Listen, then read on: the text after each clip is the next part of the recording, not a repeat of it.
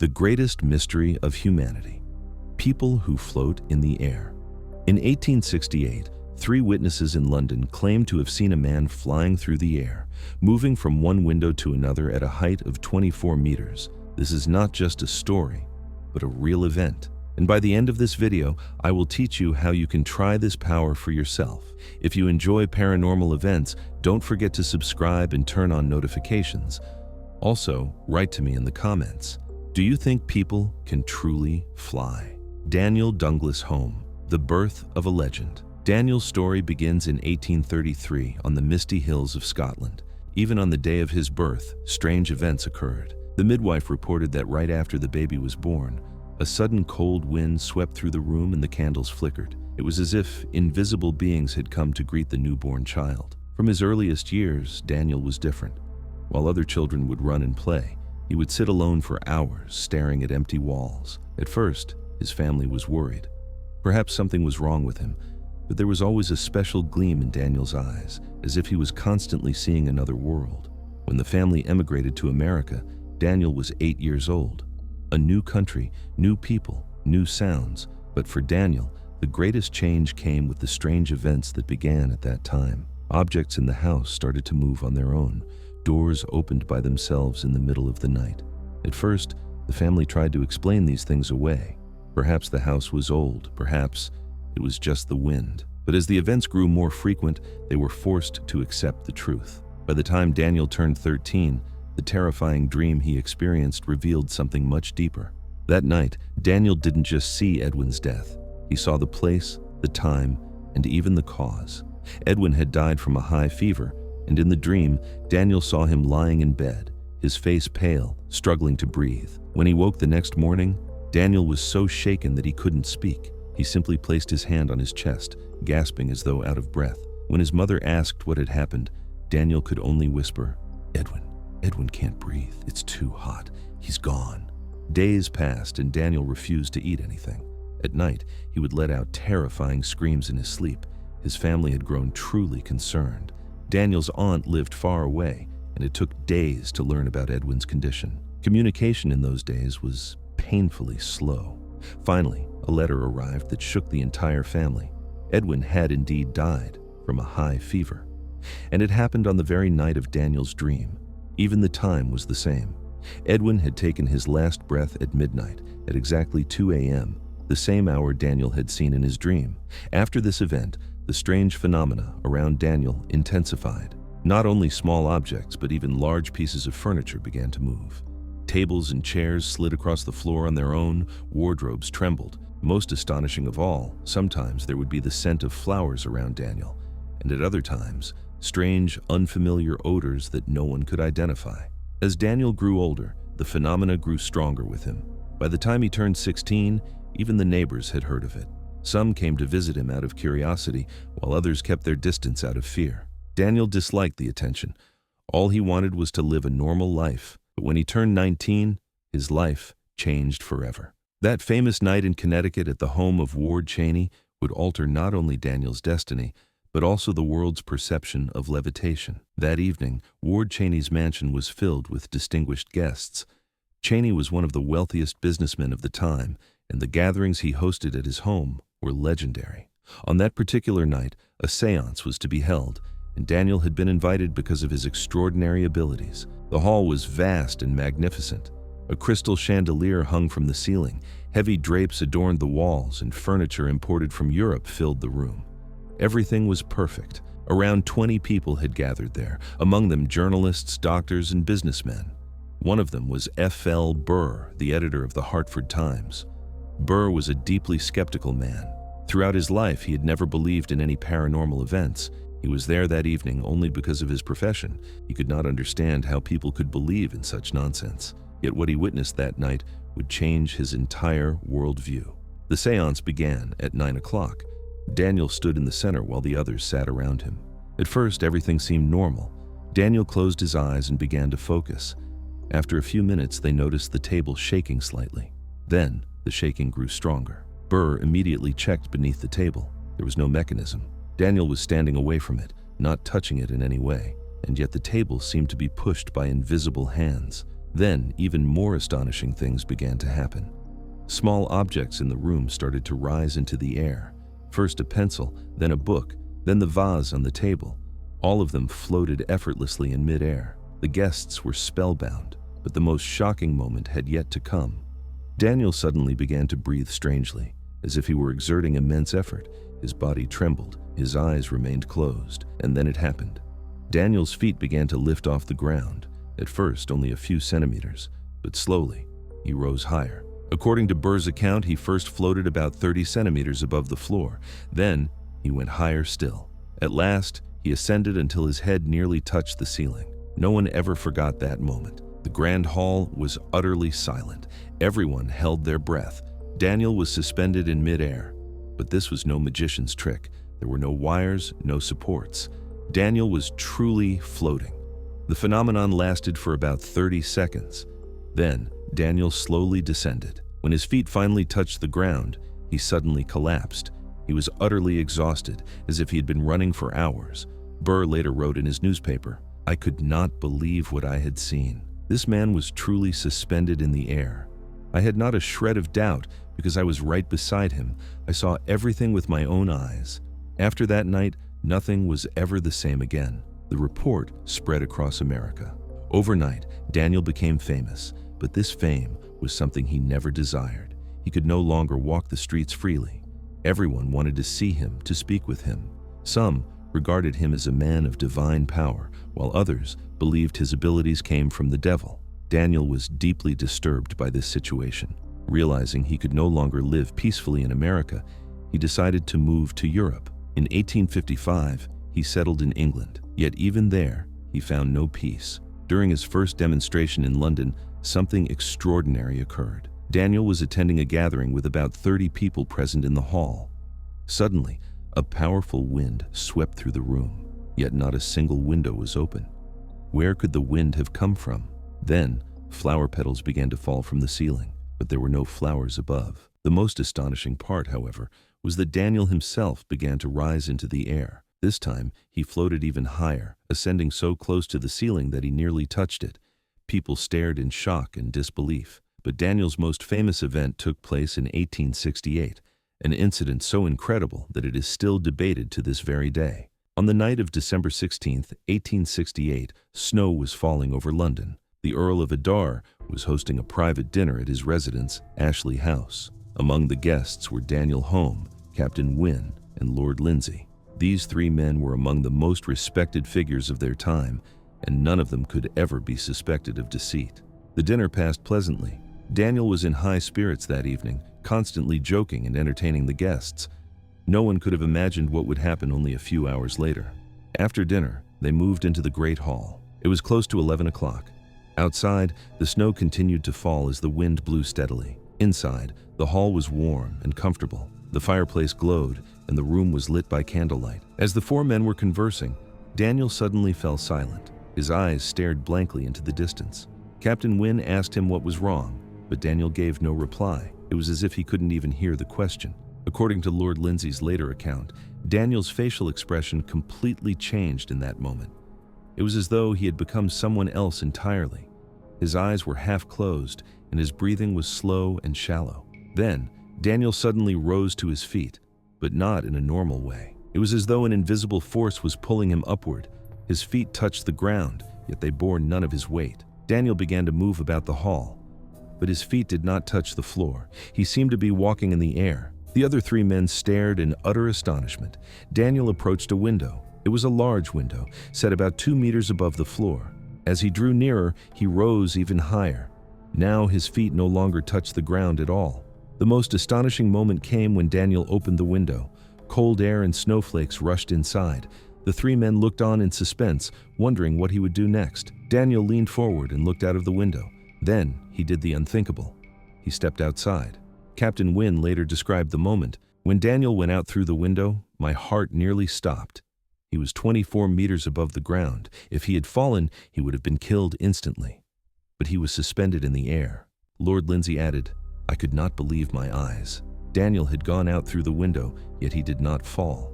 He was floating, moving as if he were walking upon some invisible platform. Daniel glided through the air, moving sideways. His destination was another window, 2.3 meters away. Between the two windows, there was nothing to hold on to, only a flat wall. The Earl of Adar never forgot that moment. Daniel moved toward the other window as if walking across an invisible bridge in the air. In the wind and snow, 24 meters above the ground, he floated effortlessly. It was the most incredible thing I could ever witness in this world. When Daniel reached the other window, he opened it and went inside. But even his entry was strange. His feet went in first, as if he were descending invisible steps. All three witnesses confirmed that they had seen him enter this way. When Daniel finally stepped into the room, he looked utterly exhausted. He sat on the floor and could not speak for a long time. The next day, the incident shook all of London. The three witnesses repeated their accounts many times, and there was not a single contradiction among them. They had all seen the same thing. "How did Daniel explain it?" he said. "That night, I felt very strange. It was as if my soul had left my body. When I realized I was rising into the air, I was not afraid because I felt safe. Invisible forces were carrying me. When I stepped out of the window, I did not feel the cold. I did not feel the wind. It was as if I had entered another dimension. Walking in the air felt completely natural, like something I had always done." Daniel was also a powerful medium. He claimed he could communicate with spirits. That night, he said it was the spirits who had guided him. Throughout his years in Europe, similar events occurred again and again. In France, in Germany, in Italy, everywhere he went, the same phenomena followed. Even members of royal families invited Daniel, eager to witness him with their own eyes. But Daniel was not only floating in the air. Paranormal events constantly surrounded him. During seances, tables would rise into the air, and objects would move on their own. The most astonishing of all was Daniel's ability to touch fire. He could place his hand directly into the flames of a fireplace and withdraw it without a single burn. In 1886, Daniel passed away, but before his death he said, "This power does not belong to me, but to the spirits. I am only their instrument. Even when I die, this power will continue, because others will also discover this ability." And Daniel was right, because long before him, there had already been people like this. Saint Teresa, miracles. She did not want. In 16th century Spain, in the city of Ávila, Teresa lived a story completely different from Daniel's. Teresa did not want to rise into the air. For her, it was a terrifying experience. Born in 1515, Teresa joined the Carmelite convent at a young age. Her first 20 years passed in a normal way, but when she reached the age of 40, her life changed completely. Her first levitation experience occurred in 1559 during morning prayers in the church. Teresa was kneeling in prayer when suddenly her body began to tremble. Then she rose from the ground. The other nuns watched in horror. Teresa later described the moment in her diary. "I felt a great force beneath my feet. I tried to resist, but it was useless. It was as though invisible hands were pulling me upward. I was very afraid because I did not understand what was happening." The event lasted for 10 minutes. Teresa remained suspended in the air, continuing to pray, before slowly descending back to the ground. She was deeply disturbed by this experience. She felt abnormal. She went to the convent superior, but the superior told her it was a sign from God. The events continued. Teresa would rise into the air 2 or 3 times each week, especially during prayer. She tried to control it. Whenever she sensed it was about to happen, she asked the other nuns to hold her down. But the force was so strong that no one could keep her grounded. The most humiliating incident took place in the church. While listening to a sermon, Teresa suddenly rose into the air. The entire congregation saw her. Some fell to their knees in prayer, while others fled in fear. Teresa described the experience as follows: "During the time I am in the air, I do not feel the presence of my body but of my soul. It is as if my soul has left the body and is floating above. At first I am afraid, but then a strange peace comes over me. I feel my body like a weightless reed floating on water. Yet the strangest thing is this: while I am in the air, I never lose consciousness. I remain aware of everything, but it feels as though I exist in another dimension."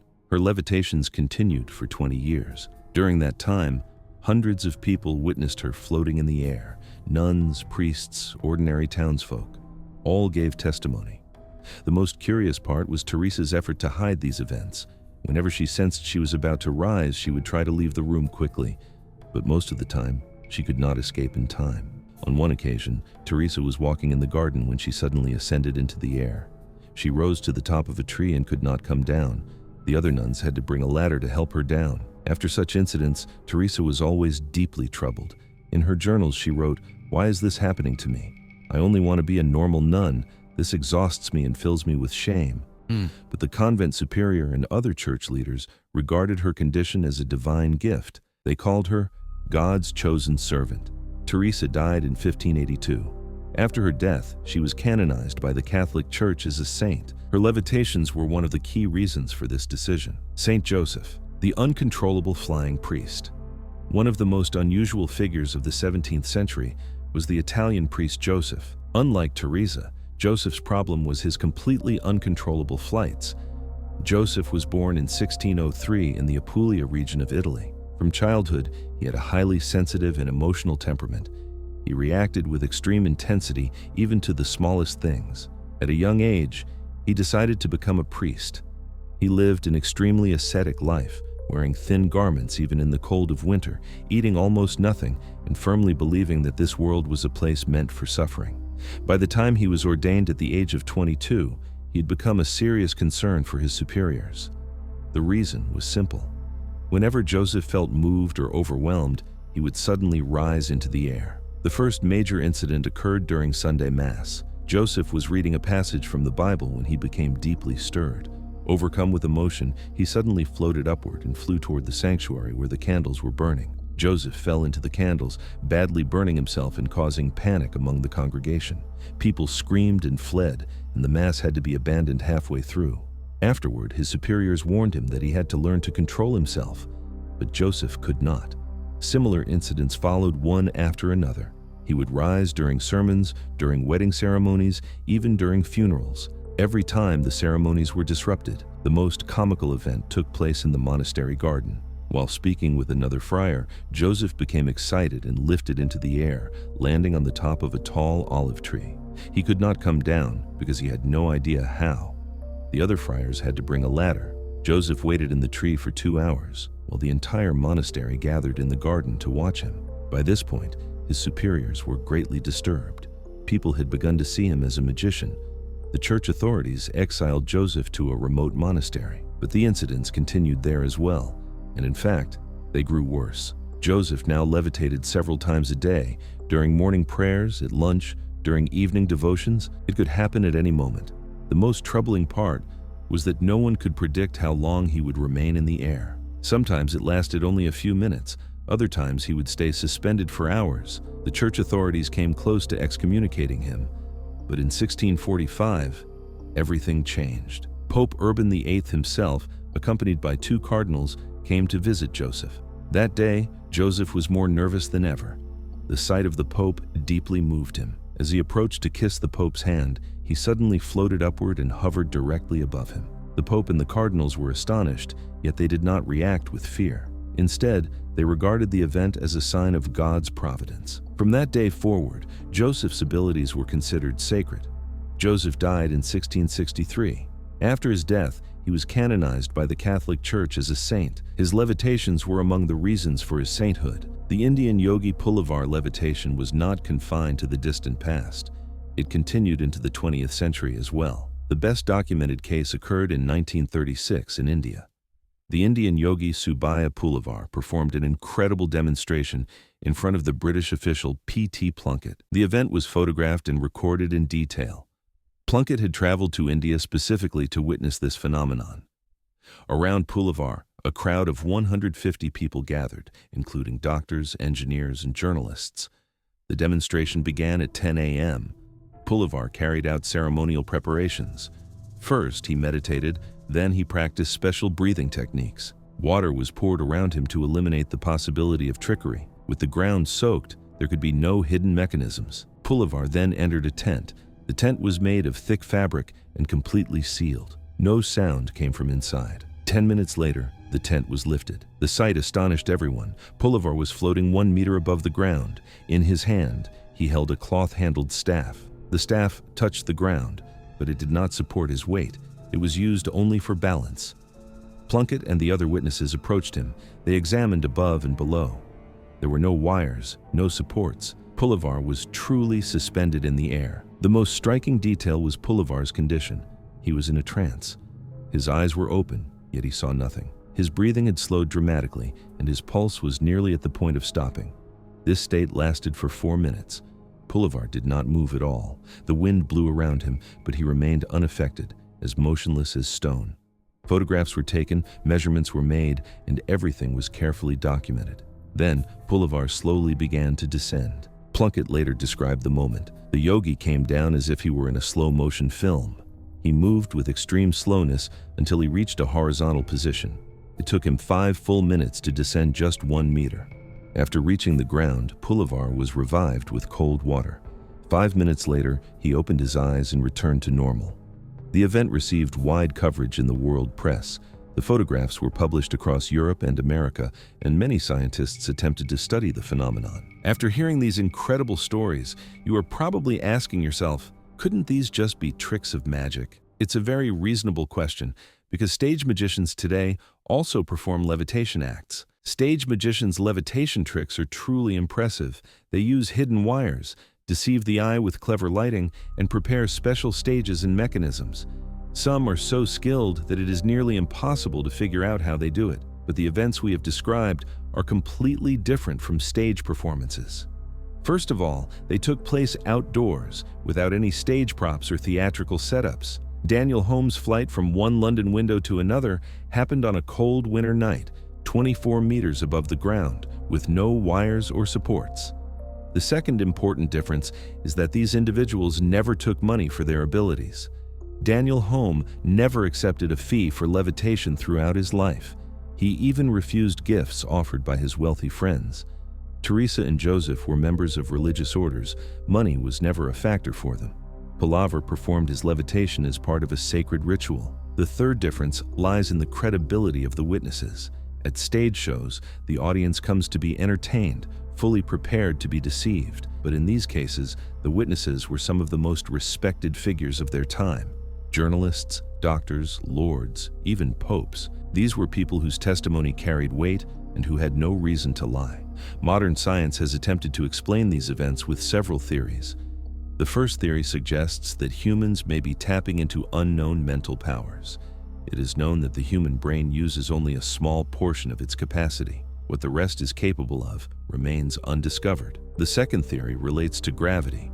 Einstein's theory of relativity taught us that time and space are flexible. Perhaps certain individuals can interact with gravity in unusual ways. Maybe gravity is not as absolute a force as we assume. The third theory draws on quantum physics. In the quantum realm, particles can exist in multiple places at once. Perhaps human consciousness also functions on a quantum level, influencing matter itself. And the most fascinating theory is this. Maybe the ability lies within all of us. We simply don't know how to use it. Just as flight is a natural gift for birds, perhaps levitation is a hidden aspect of human nature. Research on this subject did not remain in the past. It continues even today. Transcendental meditation schools around the world teach techniques aimed at levitation. At their center in Switzerland, regular courses are held. Using techniques developed by Maharishi Mahesh, students attempt to practice levitation. The method taught in these schools goes like this. Students first learn deep meditation, then practice special breathing techniques. In the final stage, they attempt to empty their minds completely and overcome gravity. Some students claim to succeed. Of course, these claims are controversial, yet hundreds of people continue to experiment with these techniques. In addition, hypnotic levitation is becoming increasingly popular. This method requires group effort. 4 or 5 people gather together and try to lift someone into the air. And surprisingly, this technique appears to work. Famous mediums like Uri Geller have also attempted levitation. On television programs, Geller has demonstrated objects hovering in the air. Naturally, this too is debated, but millions of people have watched him. Research has also been carried out in Russia. During the Soviet era, secret laboratories investigated paranormal powers. The results of these studies are still classified, though certain leaks have emerged. At the beginning of this video, I promised you that I would teach you how to try this power for yourself. That moment has now arrived. With the hypnotic levitation technique, you too can experience this phenomenon at home with your friends. This method has been attempted by thousands of people, and many claim success. First, prepare the necessary materials. All you need is 5 people, 1 to be lifted and 4 to do the lifting. You will also need a comfortable chair and a quiet room. Prepare the room. It should be silent and dimly lit. There must be no distractions. Turn off your phone. Stop any music. The atmosphere must be one of complete silence.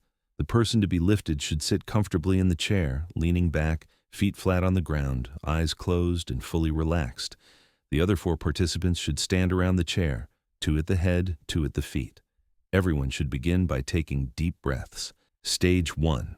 Complete relaxation. Everyone closes their eyes. For 5 minutes, breathe quietly and deeply. Empty your minds completely. Think of nothing.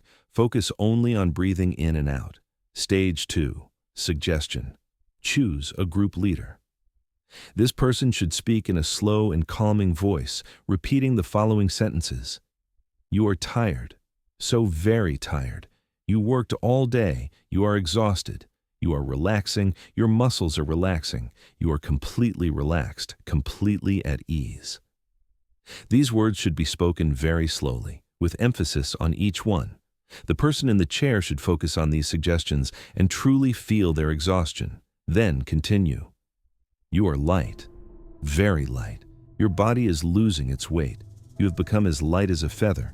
It is as if you are resting upon the clouds. Gravity no longer affects you. Repeat these sentences 10 times. Everyone in the group should silently repeat them in their own minds as well. Believe that it will work. Stage 3. Gathering energy. The 4 participants now hold their hands above the seated person's head. Do not let your hands touch, but keep them very close together. Feel the warmth of your hands. Remain in this position for 2 minutes. Focus on sensing the energy. Send this energy to the person in the chair. The seated person should allow themselves to receive it.